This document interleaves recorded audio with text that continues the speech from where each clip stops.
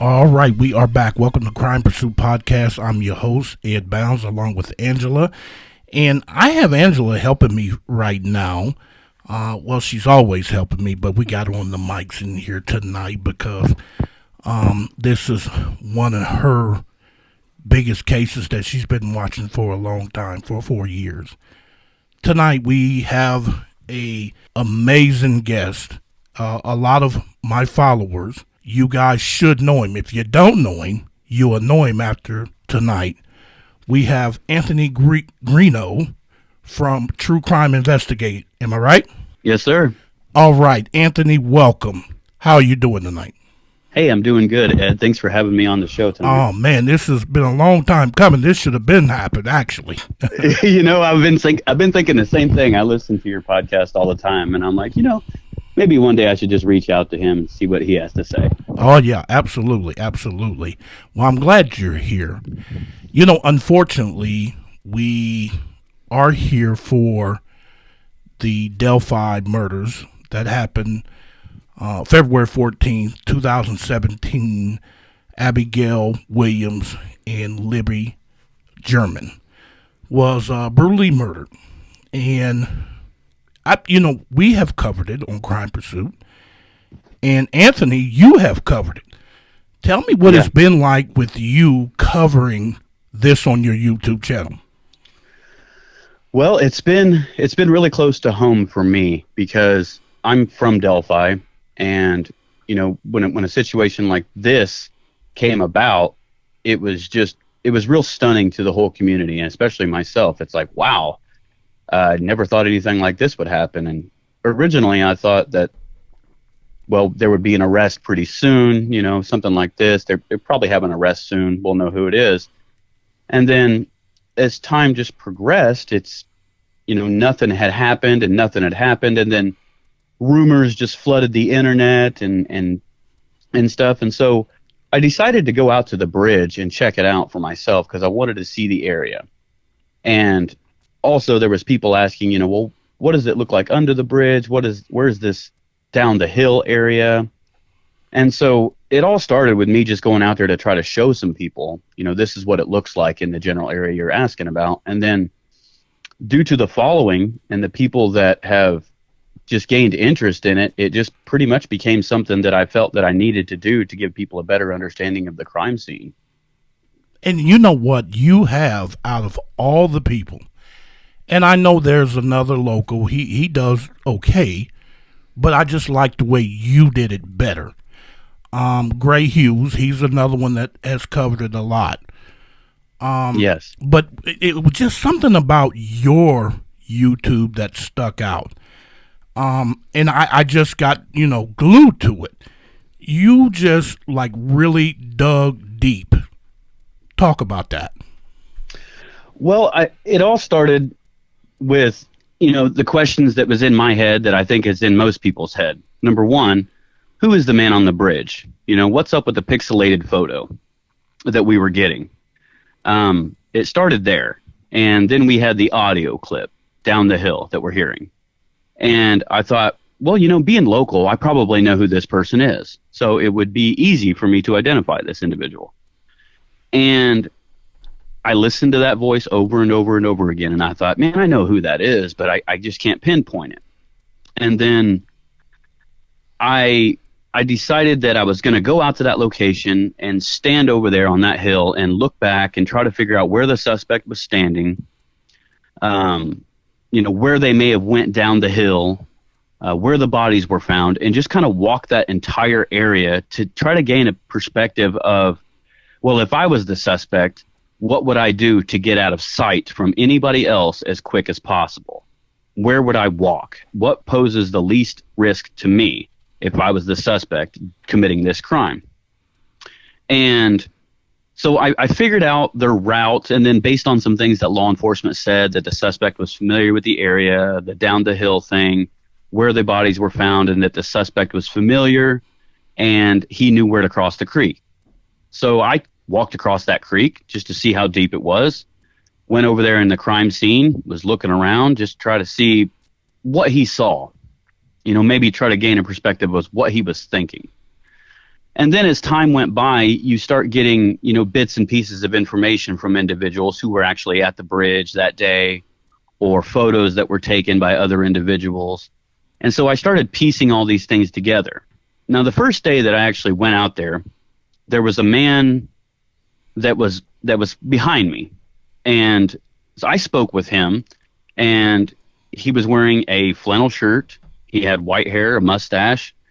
Spoke to him, and we was talking about the bridge and the trail and stuff. And he says, "Oh yeah, I passed the guy that was in the blue coat. I passed him, and he was walking back towards the Freedom Bridge." And I thought, what? This guy passed the suspect?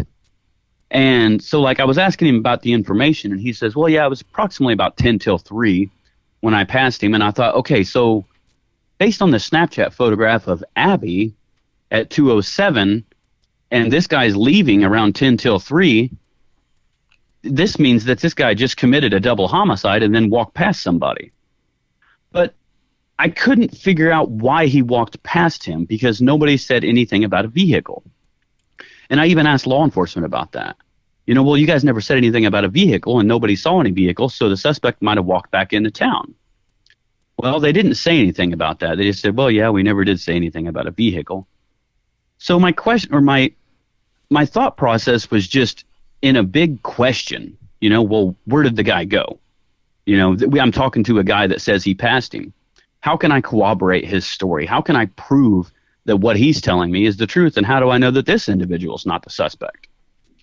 And so over time, I just started getting bits and pieces of information based on my experiences out there at the bridge and the trail, looking around, things that law enforcement was releasing, stopping by neighbors' houses and knocking on doors and asking them.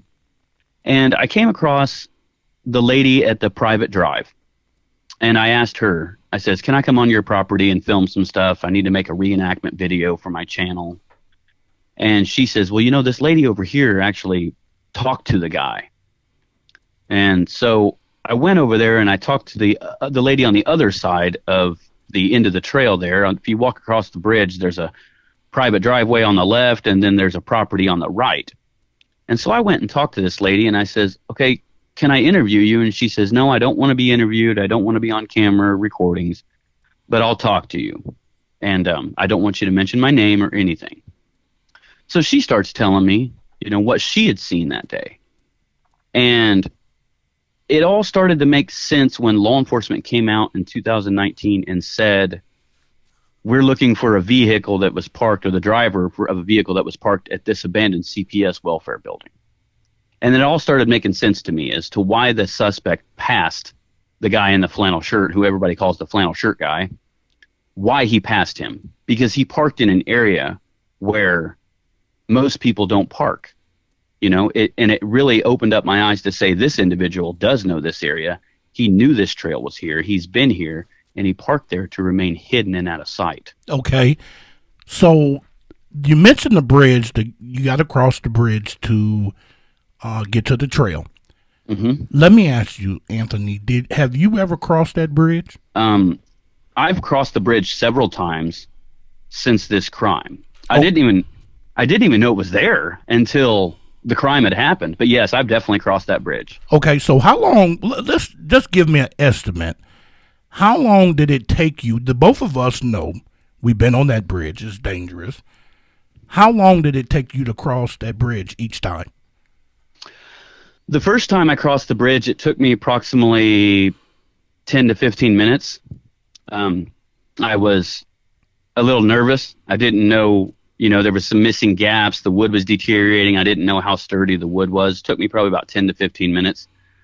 Once I became more familiar with the bridge, I started getting a little more... faster? Yeah. Absolutely. Yeah. Okay. Yeah, and so I was able to cross it as fast as I possibly could in 4 minutes. Okay. And you hold that thought, because I'm gonna make a point later. Okay. So as each time you crossed it, you got faster, right? Yes. Perfect. Now, you talk about the area, and you said something about the person that could be responsible for these murders, they had to have been from the area and knew it well. Is that true? That's what I believe, yes. Okay. Now, so there's a little trail that goes from the end of the bridge, and you're right, there's the lady's driveway, and I couldn't remember who else that was to the left. That's their property there. Mm-hmm. Then you cross over, then you come to what at first it looked like a big old river, but you won't know that is just a small, well, I shouldn't say small, but not that deep. But if you walk up on it, if you're not from Delphi, you would not take the chance to cross that river. Do you agree? I agree. So it takes somebody that is familiar to cross over that river. And there's a certain spot that where it comes up between your knees and your waist. Am I correct? Yes. So now, if you get a lot of rain, of course the water will be higher. But this was February and wasn't much rain. So somebody would know how deep that water was then. Yes. Yes. So someone who's been there in all different seasons. Okay, how far did the water come up to you when you crossed it? So I've been out there a few times and crossed it in different times of the year. I've done it in the summertime. The summertime, when it was probably August or September, there wasn't a lot of rain. Everything was kind of dry for a little while. Right there under the bridge, the water came up to my thighs. The water over in the area that is believed that the girls and the suspect crossed came up to my waist, and that has been a repeated thing each time I've walked through that it comes up to approximately my waist, and that's it. Exactly. Now, when I took my team out there, I got a quarter way on the bridge and said, fuck this. This is not for black folks to go cross that, because this is like 80 feet high in the air. So it's big. You know, when you watch the videos and you watch stuff on TV, it looks like, okay, it's about 8 feet in the air. Okay. But when you get out there, it's a whole different ballgame. Yeah, your whole perspective changes once you get there. Changes. And, you know, I look back at my people and I'm like, look, okay, somebody need to go cross. I'm not going across this way. I'm going another way. So I know it's very intimidating, and I think a lot of people you lose you gain the perspective by stepping out on it or just looking down, because when you walk up to the bridge, you're on level ground, right? And the bridge is just level with the trail. But once you step out just a hair and you can actually look down, you're looking down like 70, 80 foot. Yes. Straight to water that you can see the bottom of. And if you get so far out there, you can feel the bridge moving underneath you. That's what made me say, hold up, this ain't for me. Ed, you are black. Get your black ass back across the bridge. And so that's what I says, okay, this is where the investigation ends on my part, and I got team members say, hey, we're not scared. I'm like, okay, we'll have at it. So I took a different route. And, you know, Anthony, when I got to that patch, you know, when you're going through that pathway, there's wooded area. Yeah. And I'm thinking, now, you know, I'm a former criminal. And I'm thinking, now, if I'm a criminal and I'm going to kill somebody, I'm going to do it right here so I can hurry up, get access back to the bridge, cross over, and get out of here. Right. And then that's what got my, you know, antennas turning like, okay, there's more to this. So what I'm trying to say is that I was saying earlier, whoever's responsible knew this area very well. Do you agree?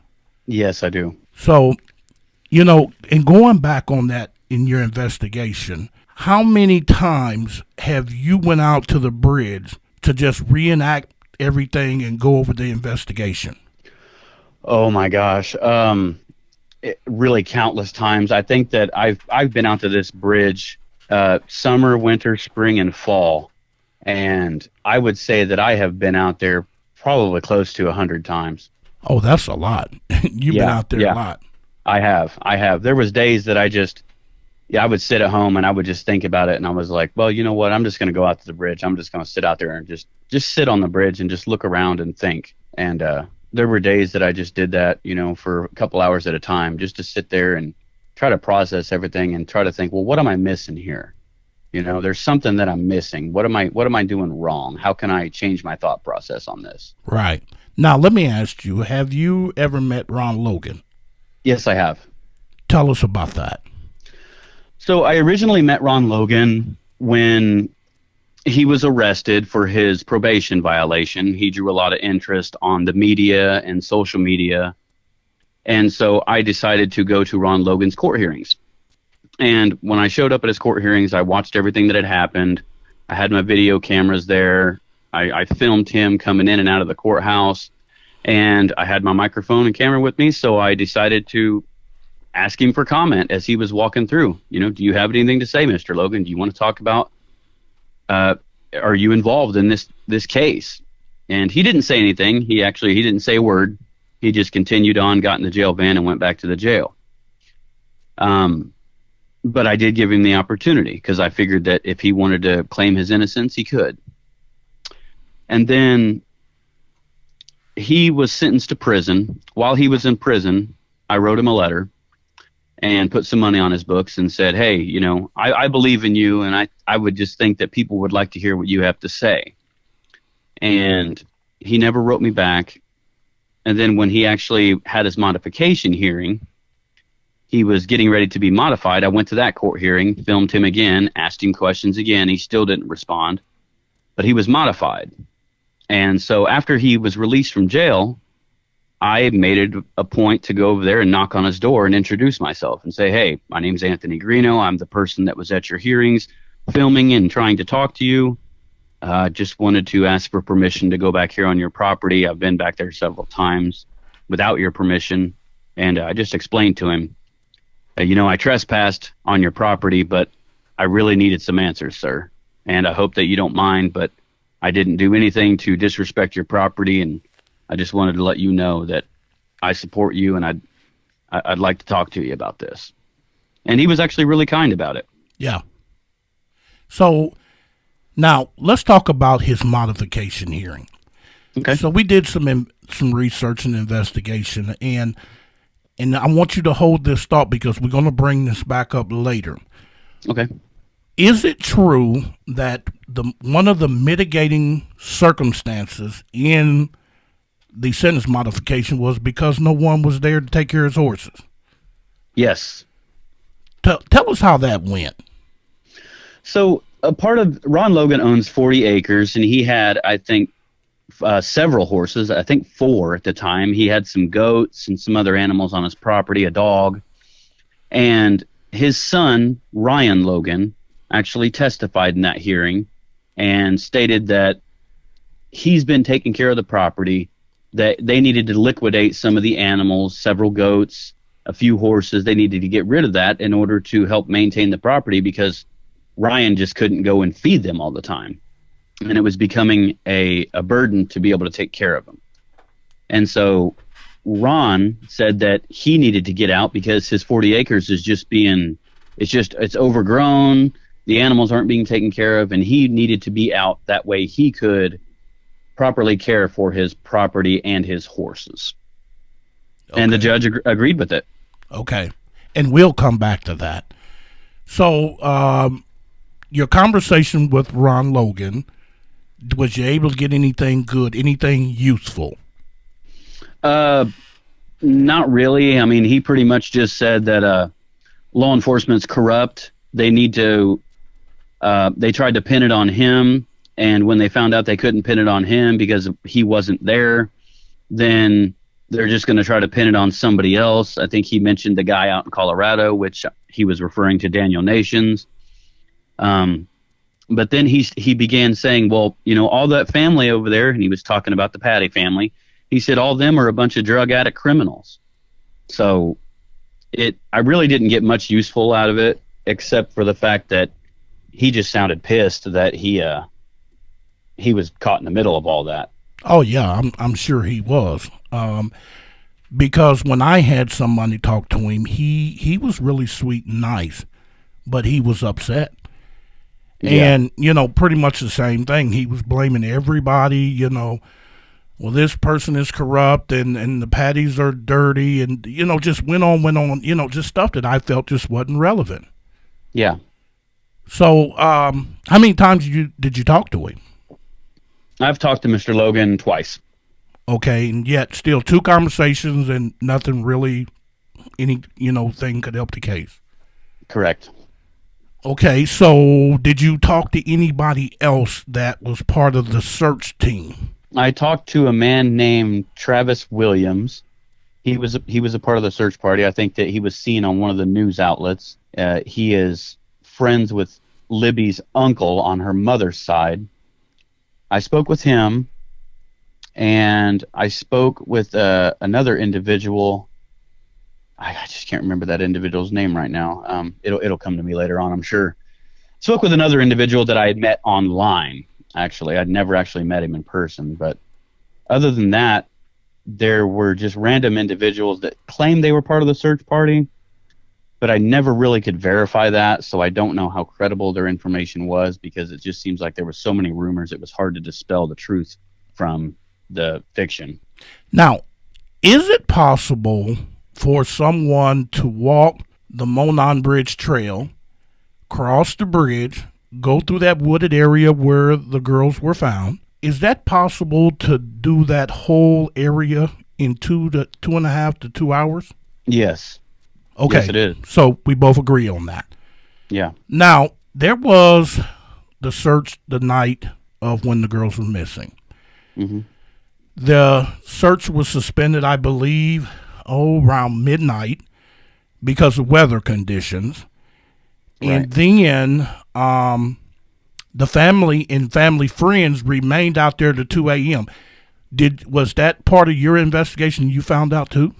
Yes. Yeah, actually, I was kind of curious as to why law enforcement had suspended the search initially, because I thought, well, if you got 2 missing girls and you're worried about the weather being cold and nasty, why wouldn't you continue searching for them? Right. But I did know that the volunteers and family members did stay out there for quite a while searching, and I thought that was a good idea that people stayed out there searching. But I have a really hard time with the fact that no one was able to discover them, and they was only about a football field away from where they were, the bridge. It wasn't very far at all. Now, during your investigation, did you get anybody that told you that people had searched that area where they found the girls at that night? Yes, I did. Numerous people, 1 person, 2 people? I probably had about 2 or 3 people saying, yeah, that area was searched. We went down in that area and we was looking around. Yeah, see, we were told the same thing. And it made sense because, okay, if family and friends are out there till 2 a.m., why would they not search that area? They said exactly. Mike Patty was in a boat going down that riverbank, and they were searching, okay? So if he's out there in the river, in the creek, then there would have to be somebody along those banks. I mean, because where else would they be searching?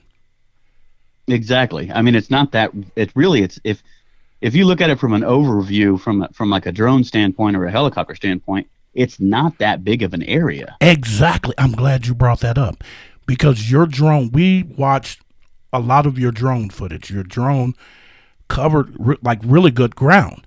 And in looking at what you got from your drone, it's not a whole lot to cover there. Mm-hmm. There's not. I mean, it's almost like and I really wish I would have been a part of the search, Ed, because I can cover some ground pretty quick. Right. And, it's like the first thing I would have thought was, let's start at the creek bank. Let's walk straight down the creek bank all the way up to, there's another bridge that's a little bit upstream a little bit. It's called the Wilson Bridge. And I figured that's kind of where, if you go past Ron Logan's house and then you come up to another road, you take a right, and then there's another bridge out there. And I thought, well, you know what? If it was me searching, I would have walked the creek bank on both sides all the way up to that bridge and back. And then I would have moved over 100 yards and then did it again. If I was in that search, I can guarantee that I would have found the girls that evening within a matter of minutes if they were there. Okay, good. Now, I'm glad you said that. I'm glad you said that, if they were there. Because I had talked to people who pretty much did exactly that. They were pretty passionate about trying to help the families. They were concerned because they were worried that the girls fell down, broke a leg or something, and they were trapped or whatever. That's why they just kept going, and kept going. And I had numerous people say, Ed, that area was searched that night. I have no reason to lie. That area was searched. And, more than one person said that. So that's why we had to look at things a little differently and, say, okay, how did this happen? How did this happen? Now, explain about that area at the graveyard where they took the girls' bodies through that pathway up to the cemetery. Do you remember that? Yeah, I do actually. I've walked that path. Now, let's talk about that. How rough is that terrain? The terrain is rough. It's very. So if you start at the graveyard and walk down, and I think that actually, I walked that in my reenactment part 2 video, just to show people what it looks like in that area. But when you walk from the graveyard, there's it's a horse trail. It's a perfect path that goes straight across, and then it goes down a very steep hill down to the area that the bodies were found.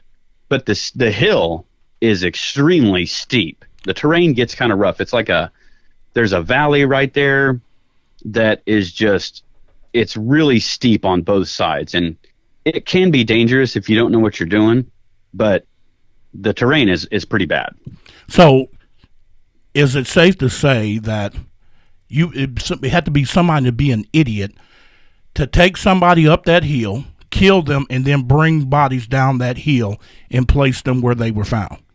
Yeah, to me that just doesn't. That seems like way too much extra work. Way too much. Yes. Yeah. I agree. Yeah, I agree. Yeah. Nobody wants to commit a crime and then linger around the area for hours or minutes, and that would have taken some serious time to be able to carry 2 different girls up and down this ravine, especially at night. Exactly. You can't see anything. You don't know what you're stepping on. There's sticks. There's trees that are falling down. Rocks. You're slipping and sliding anyway without carrying anybody. It just doesn't seem like it's plausible. Okay. So let's talk about the chemistry of Delphi. What are the families and the people there saying? What is the chemistry there when this first happened all the way up till now? Okay, well, Delphi has always been a community filled with older individuals. It's mainly a senior community. And it's always been a town where everybody knows everybody. Nobody really locks their doors. Everything is just, you never really have an issue here. You don't have to worry. And then when this crime happened, it's like everywhere I went, I look at every single person with that suspicion. The guy at the grocery store, the guy at the gas station. Oh man, is that the guy? And it raises suspicion on everybody. It just made everybody hesitant to speak to each other. People got distant from each other. And then over time, it's almost like people just started forgetting about it. There was posters put up downtown Delphi, really big posters of the suspect. And over time, those things have just faded away. It's to the point you can't even really tell there's a picture there anymore. And I think that shows the mood in Delphi. Okay. It just says that this has just faded away, and now people are starting to get back to normal, but there's always that thing in the back of everybody's head that says, well, this person's here, maybe, Well, you know what, Anthony? I found one of the times that I went there, I found something very interesting. So I'm sitting on a bench. I'm taking a break, and I'm answering some texts. And out of nowhere, there was these 3 kids, 2 girls and a boy. And I say all 3 of them was probably under the age of 12 years old. I'm just guessing here, okay? Mm-hmm. And they were just happy, moving along, going and coming, and I'm like, okay, well, the parents of the adults going to be right behind them momentarily or whatever. Didn't see that. Then later, I saw an elder lady walking a dog by herself. 10 minutes later, same thing. There were people out there moving. And it's like, people, there was 2 girls brutally murdered out here, and everybody's walking like, okay. I mean, I'm not saying that you should live in fear, but it looked like it would raise a spooky concern for young children to be out there by themselves. It raises a concern for anybody to be out there by themselves at this point, to me. But especially young children. Yeah, I just couldn't understand. When I saw that, I was like, wow. These kids, because I told the people that with me, I said, them kids cannot even be nowhere near teenagers. What in the hell is going on here? You know what I mean? Yeah. It's just, it seems like it's going to happen again. Well, that's what I was thinking. Like, look like people would keep their kids away from there. Yeah, I definitely would. You would be on like high alert. I know if it was my kids, I'd be terrified. Yeah, you're not allowed to go there ever again. Yeah. Period. I don't care who's with you. You're not going there. Yeah, I agree. I raised two kids, and I definitely, I know this sounds terrible, but I red flagged clear back to why were those girls allowed out there in the first place on that bridge alone? And then I did a little bit of research, and I found, like you said, Delphi's close-knit. Everybody knows everybody. It's a very comfortable town. And so I think that it kind of sheltered, maybe, definitely a safe haven. Yeah. And then afterwards, like everyone, like you guys were just discussing, everybody was just back to normal, and kids are running around and everything.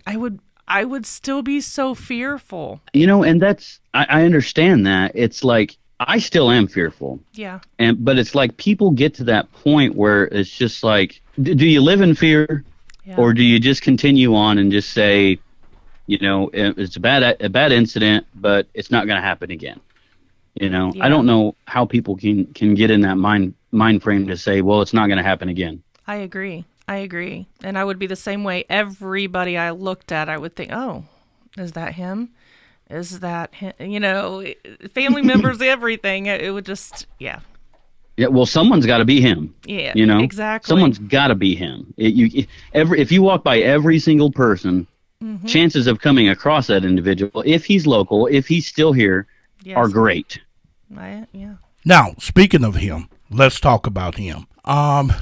So where have you been leaning on who you believe or who people believe is the bridge guy? Well, there was a period in time when we had our first person of interest, Daniel Nations. I thought that he fit the bill pretty correct. I thought that he was spot on. He looked like the first sketch that was released. Didn't have an alibi as to where he was that day. It really didn't corroborate with what his wife said. I got 2 different conflicting stories from both of them. I was leaning towards him at first until that first year press conference when Sergeant Kim Riley said, apparently this person's never committed a crime before. There's a possibility he's done something, but we can't find any traces of him. And so that right there, I thought, well, how would they know that this individual's never committed a crime before?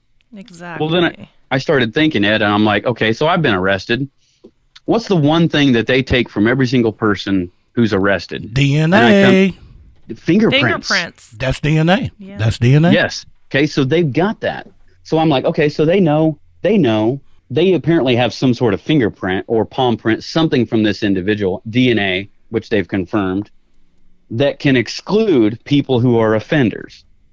And so from that moment on, I've been in this mind frame as to, okay, so we're dealing with someone who's like Ted Bundy, someone who's like the BTK killer, someone who is not a known criminal, someone who's probably a stand-up person in this community who people least likely expect it to be, whether that be law enforcement officials, a public official, a churchgoer, that guy down the road that you just see all the time that's smiling and just, hey, how you doing? That you would never suspect him to do anything like that. That is the person that we're looking for. Okay. So I know you have, followed our assessments when we first covered this on the podcast. Mm-hmm. And, we have throughout the name Garrett Kurtz. Yep. And Anthony, I'm going to tell you why we come to what we come to. When I was looking at some video, the team had gathered up some video. And I'm sure you have seen the video where Garrett was in Ron Logan's, one of his horse barns. Yes. And he mentions he wants people to, check out the horses, and then, he uses the word guys. Yes. And when you go and you listen to his stuff, that is a frequent word for him. So when we kept questioning law enforcement, now here's where things got tricky. Nicole Bowen. Now, yes, no one knew nothing or anything like that. When the FBI first took over this, well, they didn't take over when they joined. It is always protocol that they contact law enforcement agencies in a circumference surrounding the county where in question, that whatever the investigation is going. Yes. And so what happens is they tell them, okay, listen, if you have any crimes that happen in your area that may fit this certain profile, please contact us. And it has proven to work for them for many, many, many years. And once again, it worked. Because here's what caught me. When Nicole Bowen was found, they said the reason why the FBI was called in to identify her. So, talking to different people in Lafayette and in them surrounding areas, they have found bodies before. Mm-hmm. And they didn't know who they were. Not one time was the FBI contacted. Right. So I'm like, okay, why is you're contacting because of Nicole Bowen? Now, I don't know if you understand what happened with Nicole Bowen's case as far as how they caught Garrett. But yes, so you do know. Yes, I do. Yes. So you know that he had the stolen car and he tried to sell it. Yep, he tried to sell it through Facebook and he was running from them. Yes. Okay, great. So you're able to follow me. Mm-hmm. So when they apprehend him and take him downtown, he tells everything.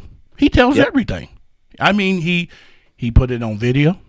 He wrote it down. He was recorded. I mean, he wrote a full confession and was able to, name names, people who were involved in everything. Yeah. So I'm like, okay, this is interesting.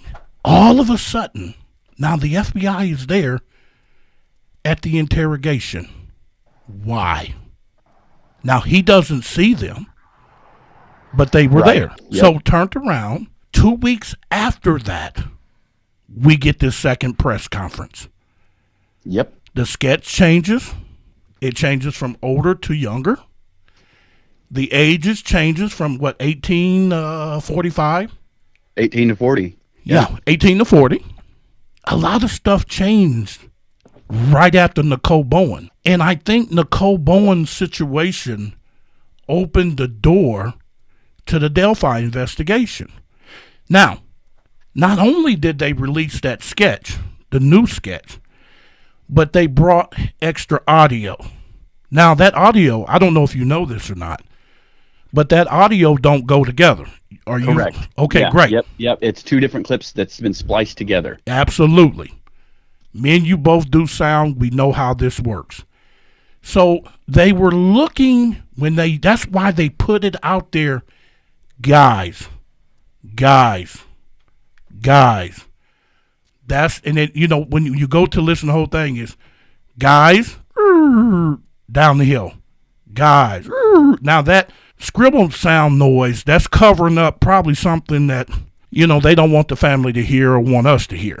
I mean, I don't know if you agree, but they were definitely muffling and editing to keep whatever was being said. Maybe the girls was pleading for their lives. Maybe they was crying. Maybe, I don't know. I'm just speculating here. Right. But it's guys down the hill. And it's just, the sound is different.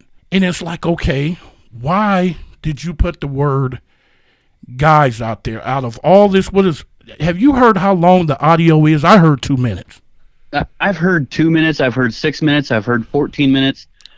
I don't know, but I'm gonna assume that it's at least 2 to 5 minutes. Right. And that's where I agree with you. I think it's between 2 to 5 minutes, maybe longer. I mean, we really don't know. Right.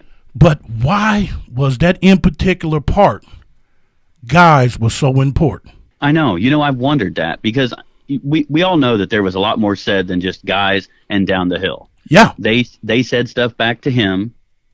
He said stuff to them. It wasn't just a silent conversation silent as they were doing all this stuff. There was a lot of stuff said. What else is on that tape? And you're right. Why is guys so important to what they wanted to release? Well, what I believe is this person is known to frequently uses that word a lot. Now, let me give you a perfect example that if you want to catch your Ed doing something, okay? Now, one of the biggest things that I have, Anthony, is when I'm talking about Indy, I always say, "Oh man, I can't swing through today. I'm headed down to Indy to see my daughter." Mm-hmm. Now, the both of us know, leaving Marion, Indiana, you're not going down to Indy. Right. You see you see where I'm going. You're not going, but it's a habit. It's a habit. It's a habit I've been using for years. I'm always saying, "Hey, Ed, where you heading?" "Man, I'm headed down to Nap. I'm on my way down to Nap. I'm on my way to Indy. I'm on my way to the Coast game." You going? Yeah, I'm almost there. I'm headed down there now. Yep. I still have that, and I'm always being corrected by, saints and stuff. They say, "Ed, you're not going down there. What is you saying, Ed?" But it's just a habit, Anthony. You see where I'm going with this? It's a habit. And then when we had somebody that was a person that was on our team that interviewed, that she interviewed Garrett Kurtz. And Anthony, it was the nail in the coffin when he said during that interview, he says, I believe he said it was somebody's best friend or somebody got killed.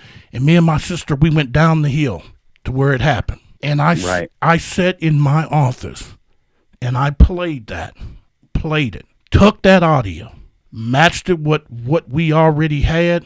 The edit lines were pretty much the same. And I use Audition, for recording. Mm-hmm. Now, Audition is really good. I brought someone in that has 20 years on me. And I said, let's put this together. Anthony, same person. And this guy, he just uses these words so much. But the one word that law enforcement was concerned about was the word guys. Yeah. And that's when I'm like, okay, why are they using the word guys? Why is that so important to this investigation? And then when we come to the press conference, and Carter, he's spinning people. He's been in law enforcement for so many years, and he's good at what he does because he's been an investigator, and he knows that he's got to watch what he put out there and watch what he says. So he's playing this game back with the person that they know who, because they know who did this. I don't know if you believe that, Anthony, but they know who did this. I think they have a pretty good idea. Yes. And he said, and we're going to bring up a point that you made earlier. Not a point, but something you said earlier. Now, he said, what are you going to do when those around you find out what you did to those two little girls? Well, what are you speaking of who are those around him? How you know he's not in a closet somewhere hiding? But you said those around him. Who are those that you speak of? Exactly. Now, Anthony, you've been locked up. I've been locked up. Let's talk about you in the cell block. Somebody new come in, and just say me and you in the same cell block with them, and I walk up, and you see it happen, Anthony. You've been locked up. You know how it works. And I walk up to the guy, and I says, "Hey, man, how you doing? How long you going to be here?" And the guy's like, "Oh, probably going to be here for a long time." And I said, "Okay, bud, what you in here for?" "Well, I killed two little girls, and I probably done something I shouldn't have done to them, but that's why I'm here." And he just goes to his cell. Anthony, please explain what's going to happen to that man. Putting it lightly, he's going to get his ass beat. Yes. And that's just being the edit version. Okay. Yes. So that's why I'm like, okay, so are you saying this person is already incarcerated and he's got to worry about those that are around him? You know, if you go back and listen to some of the stuff Carter says and break it down, and he spent everybody when he said the killer could be right here in this room. They knew for a fact that he wasn't in that room. Anthony, they knew he wasn't in that room. Yeah, and it just, all that did, when he said that, all that did was just, it made everybody just go crazy with rumors. Yes, it did. And this is why I told one of the investigators, I'm like, no, look at your boss. Don't blame the podcasters and the YouTubers. Look at your boss. Your boss said one thing 1 minute, then he jumped to say this. Go back and listen to the press conference. And he was scripted. Yep. That's the killer thing. He was scripted. And then he goes to say, we know this is about power to you. Well, how would you know that? Exactly. How would you know that? Yeah, you just don't guess that. How would you know it's about power? If there's something that was left behind or some type of communication or something that was said. Now, let's talk about Ron Logan. You was at the modification hearing. For those that will be listening, in the state of Indiana, and Anthony agree or disagree, in the state of Indiana, we are a very conservative state. They do not mind sending people to jail and prison. They don't care how you get there, when you get there, how much time you're going. Am I correct? Exactly. Yep. Now, I have filed many sentence modifications. I have participated in many hearings. Now, when you have, this is one thing in the state of Indiana how it works. When you get probation, house arrest, anything like that, they say, hey, that is not what you have to have. It's a privilege, okay? Yep. It's an alternative of you serving sentence in a jail cell or a prison cell. So when you go in there to argue with your probation officer will tell you quickly, listen, we don't have to give you probation. It's a privilege, okay? Yeah. Same thing with house arrest. Only certain people can be on house arrest. Now, once you violate probation or house arrest, they say, well, we tried to give you a chance and try to keep you from being incarcerated, but unfortunately you couldn't follow the rules, and since you can't follow the rules, you have to go there. Now, Yep. I done seen every excuse under the sun. I've seen them in the courtrooms here in Indiana. Judge, my baby just had kidney surgery. She needs a kidney. I need to be home with her. I need to be there. I need to, whatever the excuse that they give. And almost in every situation, I saw the prosecutor get up and say, well, you know what, Judge, unfortunately, we feel bad for his daughter. We feel bad for his unfortunate situation. His mother's dying with cancer, or whatever excuse they brought in there. Mm-hmm. However, the defendant should have thought about that before he violated his probation. The defendant should have thought about that before he violated his house arrest. Your Honor, he was given a chance, and he messed it up. And because he didn't want to follow the rules, this is why we locked him up. The state objects to this modification. Now, when I looked up the record, Ron Logan took a plea agreement. Am I correct? Yes, he did. Now, in the state of Indiana, if you take a plea agreement, that is a binding contract between you and the state. If more than 365 days have passed over your sentence, a judge cannot intervene with that sentence. A judge Correct. can say, hey, I want him to go home. And the state can say, no, we don't want him to go nowhere. And the judge can't do anything about it. Exactly, because you have a written contract that you agreed to that. Absolutely. The only way that you can get that modified is with the agreement of the state. That is true. The state have to give permission to say, Your Honor, we have no objection to this. Now, when I heard the mitigating circumstance that was used, Anthony, I was done. Because if that was the real play, I could hear the prosecutor saying, well, Your Honor, those animals, they can always call animal control or anybody that can come out and care for the animals. But unfortunately, he should have thought about that before he messed up house arrest. He did this to himself. And we understand that his property is getting out of hand. However, that is not a good enough excuse to let Mr. Logan out of prison. Okay? Right. So all of a sudden, they're agreeing to this modification, and he gets to come home because they say, well, his animals need tending to. Anthony, I have been doing this for a very long time. Never, ever have I ever heard of any such excuse, and then it gets granted. Exactly. So that's why I'm like, okay, maybe Ron knows more than what Ron knows.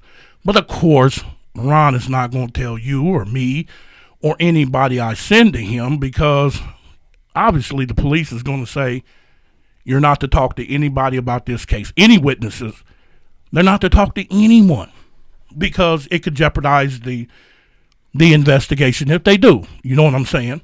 Yep. You know how it works. So exactly.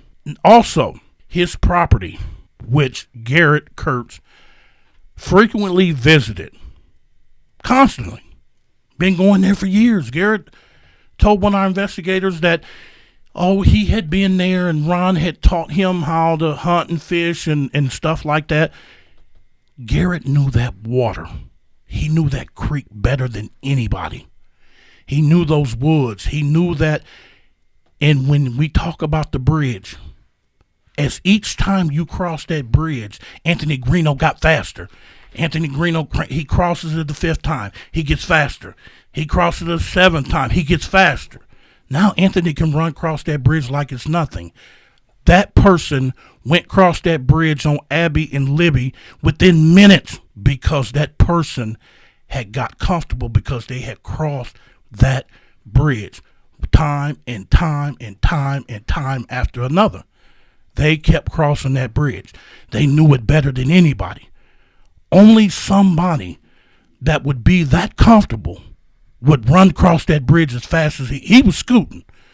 The video, I mean, you can tell he's looking down, but it was somebody that knew what they were doing. Do you agree? Yes, I do. So then when I looked at that, then came Ashley.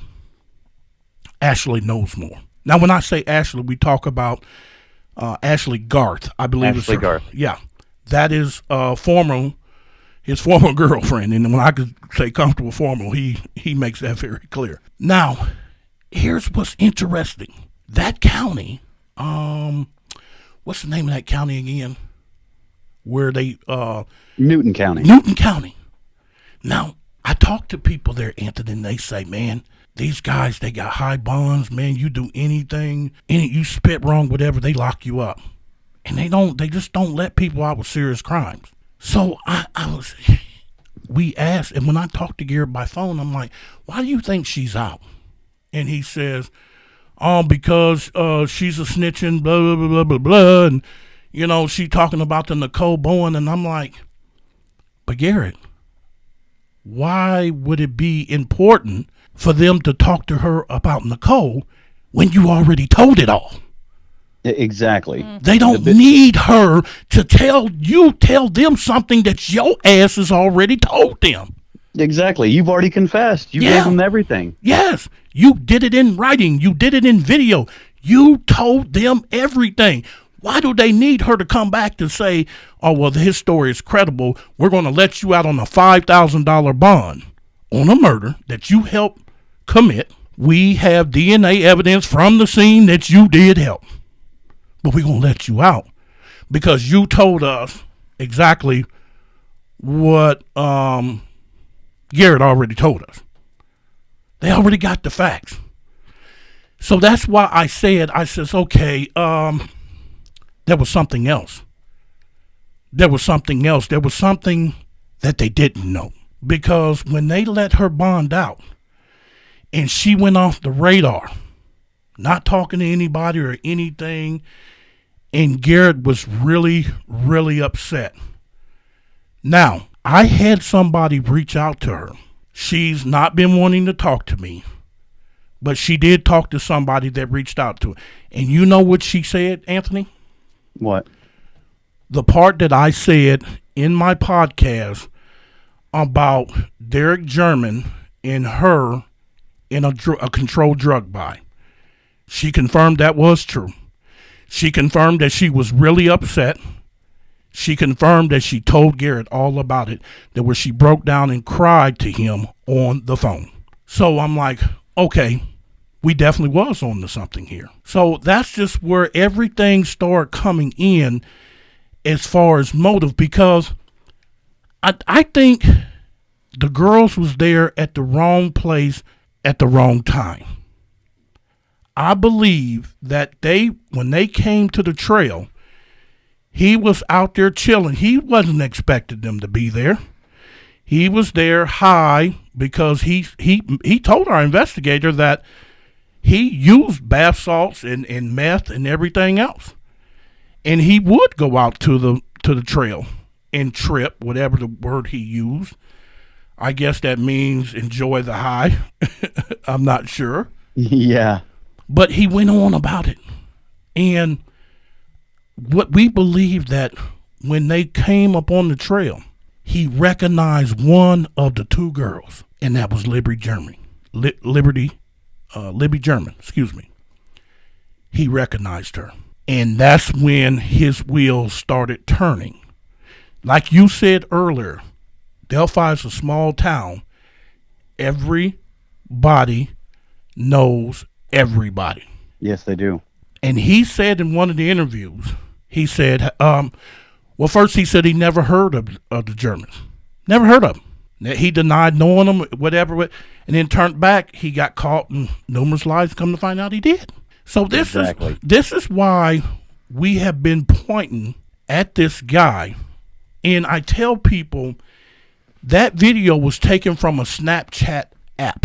It was blurry. I'm thinking because the reason why it was so blurred was because of the conditions of being out where they at. I know my signal was a little blurry in some of my videos that we talk. I can show you the videos today. And a lot of them were blurry. It was because of the signal that I went Facebook Live on them, and it was just a little blurry. So I was like, okay, this makes sense. So this is why I'm trying to explain to people that when the Nicole Bowen situation happened, it opened the door, because right after they was dealing with her murder, then that's when the new press conference came, and Doug Carter, he knew more than what, he knew his shit, and he came out there and he put a twist with his curveball. Yep. And he had people thinking one way, and then it was like, and switched, and it was like, okay, where he going with this? But one thing he has made certain, that he is confident they will get the person. Now that's a bold statement to make. Exactly. Yeah. So what have you learned regarding this thing with Garrett Kurtz? Let's debate what you found out and what you believe. Well, so when Garrett came up as a person of interest, originally I didn't give it much thought, because he was in Newton County. I didn't really know of his connections to Delphi. And then when started looking into him, I found, okay, yeah, the guy's got connections to Ron Logan's. He's been filmed there. That's proof that he's been on the property. He is young, and at the time, we only had the one sketch before they released the second one. I thought, well, there's no way that this is the guy. He's too young. And then they released the second sketch, and I thought, to me, it doesn't look like him. But I thought, well, why would they change the whole look of the guy to someone who looks like a guy in his 40s to someone who looks like a really young 20-something-year-old? And then I looked at Garrett and I thought, well, what's the deal with him? You know, what is there? There's got to be more to this guy. And so I found more videos of him on YouTube, Facebook, checked out his page, and thought, well, he's definitely got a big connection to Delphi. He's got connections to Ron Logan's. He's alleged to have killed Ray Hanisch, and we know that he killed Nicole Bowen. And something that one of the individuals on my channel, he goes by the Captain, had said was, well, let's look at this logically. Delphi doesn't have murders like this, right? Yes, they don't have murders like this. He says, okay, so is it safe to say that presumably if Garrett killed Ray Hanisch, then he is a double murderer, right? Yes. He said, okay, so what are the chances that two different double murderers were on the same property within just a few months apart? And I stepped back and I thought, okay, yeah, what are the chances of that? What are the chances that two individuals killed two different people just happened to be on the same property? That's like a striking similarity to me. Like, holy cow. They say there's not many coincidences in crimes like this. So that is a big one that drew me to, okay, well, maybe he could be the guy. And then as time goes on, I sat there and I thought, well, you know, if the suspect had really never committed a crime before, how could it be Kurtz? You know, why would they have the press conference afterwards? To me, if they knew it was him. And then another thing I thought was, well, if he told everything about the Nicole Bowen case, if he told on everybody, why wouldn't he just admit to that because he knows he's going down? Now, hold that thought right there. Hold that thought. Let's go back to what me and you said about me and you being in the cell block. Mm-hmm. I can walk in that cell block and say, hey, I'm in here for 2 murders. Oh, really? Yep. I choked this woman out. She made me mad. She didn't want to be with me no more, so I choked her out and I killed her. And then this other guy, I choked him out and I killed him because whatever reason I want to make up. All the guys are like, oh, you're one bad dude. Oh my God, Ed, you're scary, and oh my God, man, you're going to be the mascot of the block because you're the bad boy. Right. But if you walk on that block and say, oh, by the way, I killed 2 little girls too, that changes. It's a whole different story. It changes everything. You went from a badass to a little bitch. Yeah, exactly. Yep, because exactly. somebody in that group going to be like, because at first you talking about, oh, so you choked a woman because she was your ex-girlfriend you got back? Yep. I killed a crime opportunity. I sure did. I choked her out. I'm a big, bad dude. Oh, man. All the inmates sitting around the TV room like, dang. Yep. I don't need my public defender either. Oh, yeah, by the way, I killed this dude, too. And oh, you did? Really? You know how they do. And yeah. Oh, man, you just a cold-blooded killer. Everybody like, wow, this dude's a bad dude. Don't mess with him. Don't mess with him. Yeah, don't mess with him. He a bad dude. But then when you change, like, well, by the way, I killed 2 little girls that was teenagers, and then everybody in the room go, whoa. Oh, hell, this sucker needs to pay. Right. Come on, Anthony. Stay with me here. Yeah. It changes everything because you can't walk in no prison or no cell block and brag you killed 2 little teenage girls. Ain't gonna happen. Exactly. And because if you open your mouth to that, you a dead man. You is a dead man.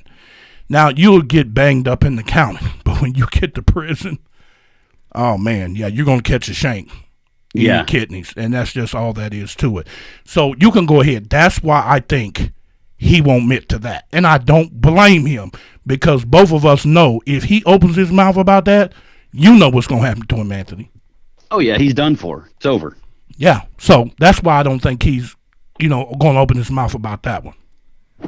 Okay. So what about the statement where they said that he potentially never committed a crime before? To be honest with you, they're probably fishing, in my opinion. Now, I could be wrong, but I don't think they have any DNA evidence. I just don't. Because the reason why, and they could, Anthony, I could be wrong. I'm not right here. I'll be the first one to tell you.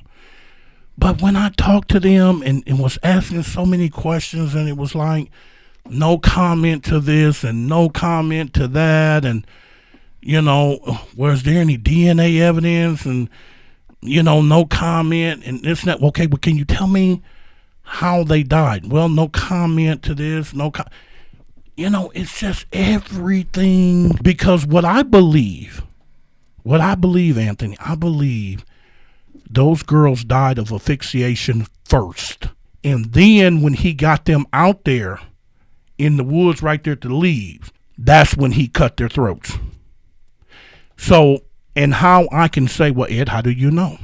Well, there was something that happened to their throats, because I heard from Carrie Timmons' own mouth here in this studio, who stated that her daughter had a thing around her neck, and so did the other girl. That was to conceal the injury on their neck. Or was you aware of that? Yes, I've heard about it. So I'm like, okay, she would know, and that does make sense.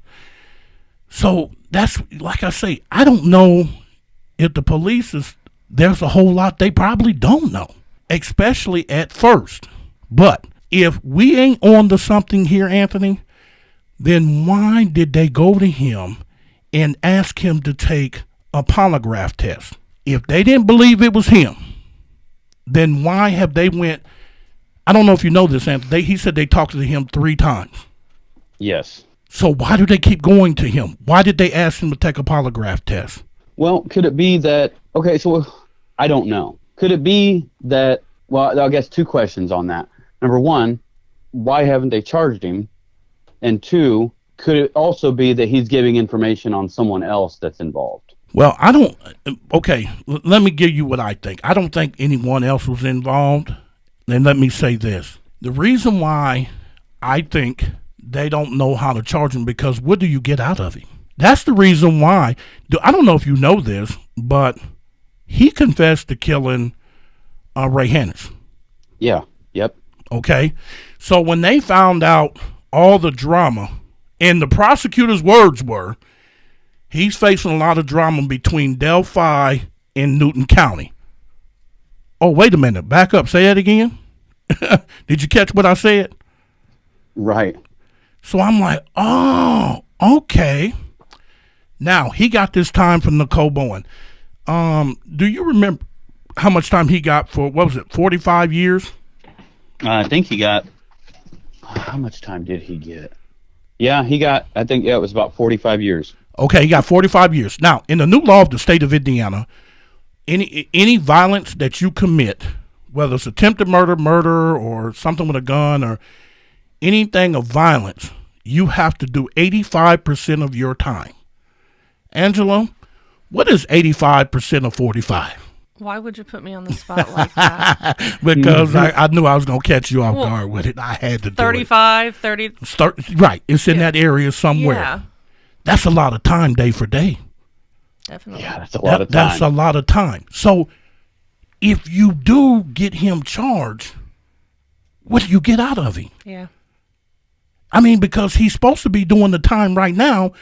For Nicole Bowen family is getting justice for Nicole as we speak, as you and me speak, as he's set in a prison cell right now. Nicole Bowen is receiving justice.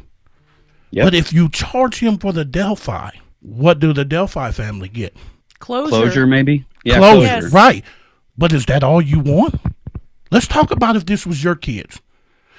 Or if it was your grandchildren. Is that all you want is closure? No. Closure. I want acknowledgement. More. I want him to pay for the crime. Exactly. You owe a debt. Yes.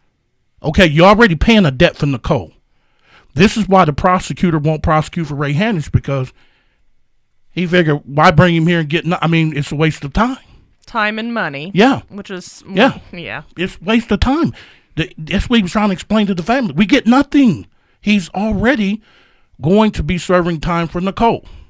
Yeah. Now, so the prosecutor in Delphi, they can say, okay, there is one way we can get justice for Abby and Libby.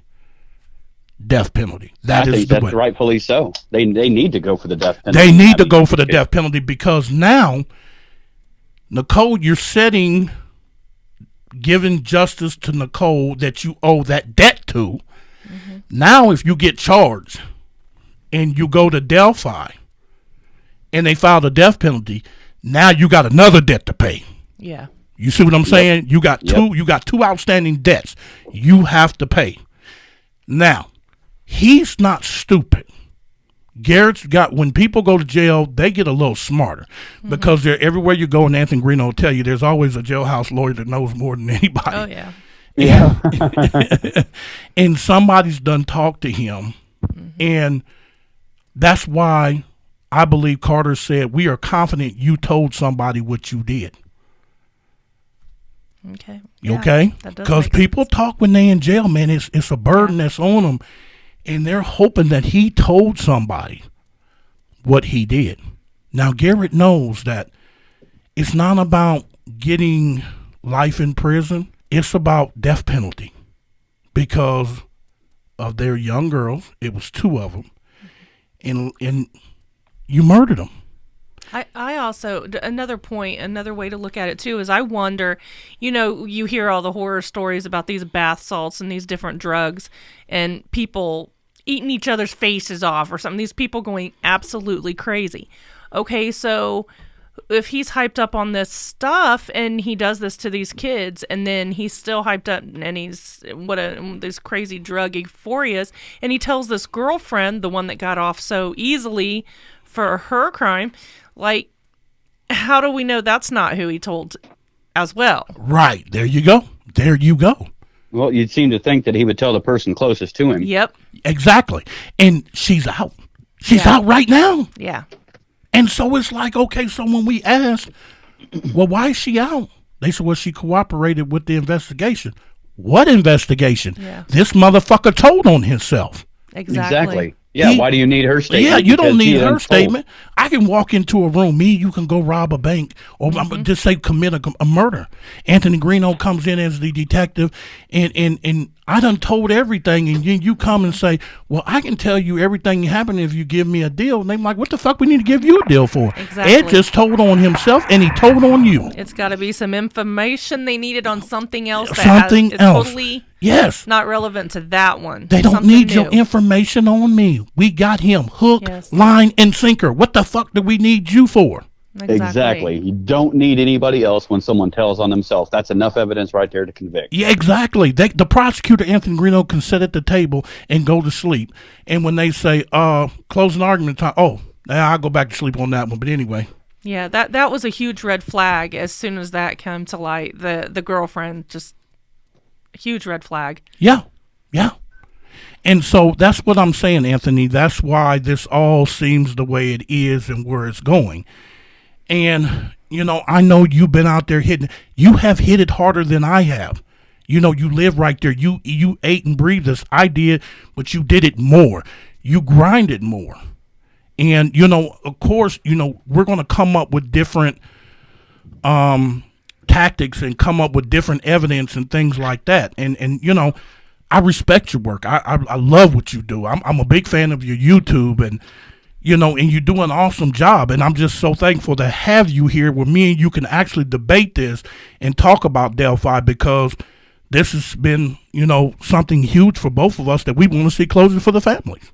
Yeah, it is. It's and I'm glad to do this because there's not a lot of people that it seems like people are losing interest in it. It's like, I mean, it's still out there, and it's like every time there's a new press conference or there's new information or the anniversary comes up, you get a bunch of new people involved, okay, that never heard about it before. And then they start rehashing all these things that we've been over the last 4 years. And at times it gets frustrating because it's like, well, no, hold on. You're missing all this too. You need to properly put this puzzle together in the right order in order to get to the conclusions that we've come to this far, and when you sit back and you can look at it over a 4-year investigation where you're doing it steadily and you're talking to the people involved and you're going to the crime scene, you can actually draw some conclusions to, if someone says something, you'll immediately know if it's false or not. Yeah. Almost instantly you can say, we've already been over that. There's no credibility to this or that. I think that you need to start looking in this direction. But then again, you have people that come on there and come onto my YouTube channel and probably come onto you and say, hey, I think you're closed-minded. I think you're looking at it one way. Yeah. You know, you need to open your eyes and look outside the box. And it's like, well, I've looked all around the box. Right, you know? right. You know, you've been there. You've been on that bridge, and you done something that Ed Bounds ain't never did. You crossed that bridge because black folks just don't do no shit like that. You know what I'm saying? So, because I was telling them, family, and they was like, you so right. My cousin that lives 2 hours from me, and he listened to the Delphi when I said that, and he was like, and I said in the Delphi podcast, I was like, if I'd have fell off that bridge and would have died, which chances are you're going to die. Yeah. And I said, my family would have been at the funeral like, what the hell was his dumb black ass up there on that bridge for anyway? That's what he gets. Well, sorry about your luck, cuz we going to holler at you, man. And he was like, man, that's how the family would have looked at it too. That was at a family reunion. And yeah. And all my family was like, yeah, we listened and we was like, oh yeah, he's right on point. We had been like, well, that was stupid for you to cross that bridge. So, you know, so that was there. Anthony, we have run out of time, man. I'm telling you, when you're having fun, time flies, man. And I know you're a very busy man. You have your own podcast and you have your YouTube channel, man. Thank you for so much for taking the time to come on here and talk about Delphi 4 years later, because here we are at 4 years, no arrest, no nothing, and we still need to keep this out there to get everybody back interested. Why don't you tell my listeners, I got a lot of new ones, let them know about your podcast, about the captain, and your YouTube channel. Okay. So if you go on YouTube and you type in True Crime Investigates, you'll come up to my channel. You'll see, since we're talking about the Delphi case, that's primarily the extensive coverage that I have on it. I've got a lot of footage at the crime scene and so forth. I do cover other true crime cases. It's all a true crime channel. We have a lot of fun on this channel. We take a lot of trips to crime scenes and talk to different people and law enforcement. We try to attend all the press conferences. You can subscribe to that channel. We also have Facebook pages and Twitter accounts linked to that as well. I've got a newly developed membership-only podcast that we've been doing where we cover high-profile cases around the United States and a lot of them in Indiana. That's called True Crime Unfiltered, and you can really find that if you go on my YouTube channel and click the join button. It's a lot of footage. You've got me, a woman by the name of Incognito Society, a woman by the name of Amy on there. The captain joins us. The captain's a good friend of mine. We've attended the Garrett Kurtz hearings together, the Ashley Garth hearings together. We really have it in us to find some justice for these families, to bring exposure to the cases, and we appreciate anybody's opinion. All opinions are welcome on our channel. We don't knock anybody for their own opinion. If we disagree, then we'll politely say that we disagree, and we'll try to give evidence to support what we're saying.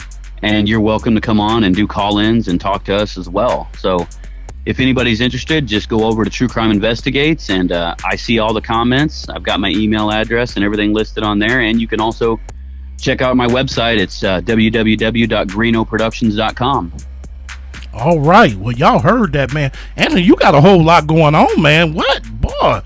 Angela, you here to see. I told you, he a workhorse. When it comes to true crime, man, Anthony Greeno is a workhorse. Okay? I see that. All right. Well, like I said, once again, Anthony, thank you for taking out the time. We were supposed to have Open Secrets on here tonight. She was not available.